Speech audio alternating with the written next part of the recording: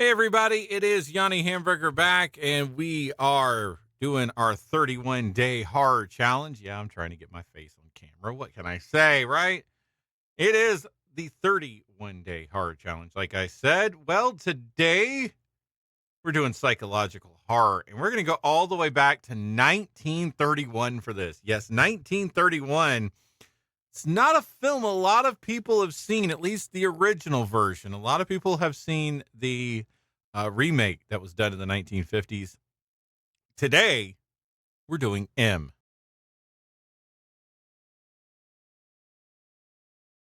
So, M is a 1931 German mystery thriller film that's directed by Fritz Lang and starring Peter Lorre in his third screen role as Hans Beckert, who is a serial killer who targets children. Both Lang's first sound film and an early example of procedural drama. And a lot of people put this under psychological horror as well, which is why we're doing this. M centers on the manhunt for Beckard conducted by the police and organized crime. Now, the film screenplay, I should say, was written by Lang and his wife, Thea von Harbo. It features many cinematic innovations, especially in the time, because you got to remember this is the 1930s. So the use of long tracking shots, a musical leitmotif in the form of "In the Hall of the Mountain King," which is repeatedly whistled by Laurie. Lang regarded the film as his magnum opus, and a lot of people, when you hear Fritz Lang, a lot of people just go straight to Metropolis, right? And which is kind of the film we all know him for. But he says M is his greatest movie, and it is widely considered one of the greatest films of all time.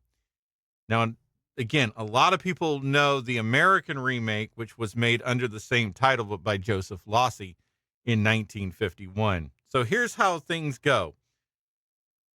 In Berlin, a group of children are playing an elimination game in the courtyard of an apartment building using a macabre chant about a child murder.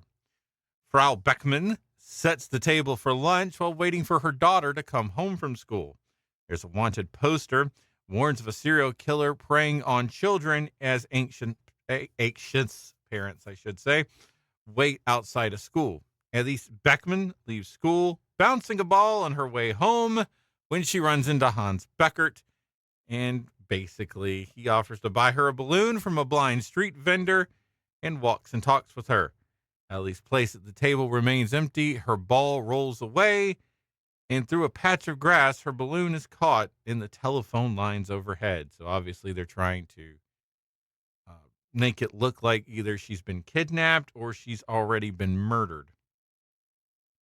So we got to Ellie's disappearance, and Beckert sends an anonymous letter to the newspapers taking credit for the child murders and promising that he will commit others, and the police extracting clues from the letter using the new techniques of fingerprinting and handwriting analysis. Again, we're talking about the early 1930s. Uh, a lot of the techniques we would see today are just absolutely brand new at the time. Under mounting pressure from the government, the police work around the clock. Inspector Carl Lohman, uh, head of the homicide squad, instructs his man to intensify the search and to check the records of recently released psychiatric patients, focusing on a history of violence against children.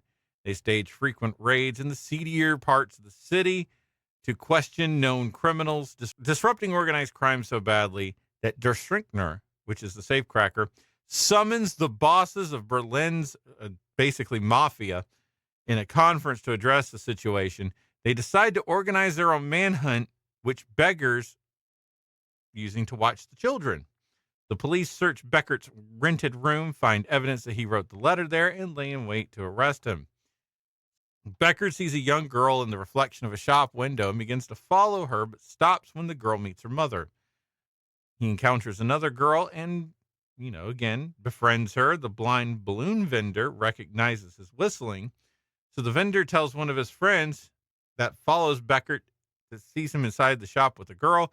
As the two exit onto the street, the man writes a letter M on his palm in chalk and pretends to trip, runs into Beckert, marking his overcoat. The girl notices the chalk offers to clean it for him, but Becker realizes he's being followed. Beckert's now trying to evade all these beggars, which again, that's what the German mafia, or the German equivalent to the mafia, I should say, is using to watch Beckert. The beggars then call the safecracker, who arrives at the building with a team of other criminals. They capture and torture one of the watchmen for information, and after capturing the other two, they search the building and catch Beckert in the attic. When the watchman trips the silent alarm, the criminals narrowly escape with their prisoner before the police arrive. Franz, one of the criminals, is left behind in the confusion. By falsely claiming that one of the watchmen were killed during the break-in, Lohman tricks Franz into admitting the gang's only motive was to find Beckert. The criminals take Beckert to an abandoned distillery, and they do a kangaroo court. And the lawyer makes, a half-hearted attempt. Beckert delivers his impassioned monologue saying he can't control his homicidal urges, and then compares himself to the other criminals, saying that they can, and they break the law by choice. So he questions why they believe they have any right to judge him. Well, Beckert pleads to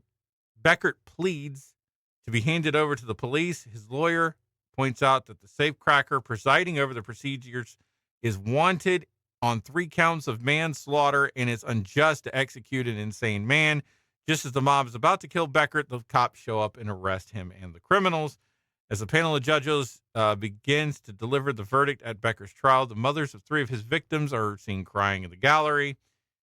Frau Beckman says no sentence will bring the dead children back, and one has to keep closer watch over the children. The screen fades to black as she adds, "all of you." So, I mean, this is actually one of the best films, and if you ever get a chance to see this film, please do. There's been several remakes of this. There's been television remakes of this. Matter of fact, BBC Radio, which is the first place I've ever heard it, was on BBC Radio, and they just did an amazing job on this. So absolutely, again, every film snob is going to tell you to watch at least one Fritz Lang movie in their entire lives. Whether it's whether it's Metropolis, they're going to tell you to watch one of those 2 movies because it is absolutely groundbreaking. And he did a lot of groundbreaking stuff back in the early 1900s. And, Fritz Lang was who he was. And he did end up moving to America for the obvious reasons. Seeing who was taking over the country. That's one of the reasons why he decided to come over in the early 1930s. So there you go. That's M from 1931. And this has been Yanni Hamburger. I'll be back tomorrow. That's a threat and a promise.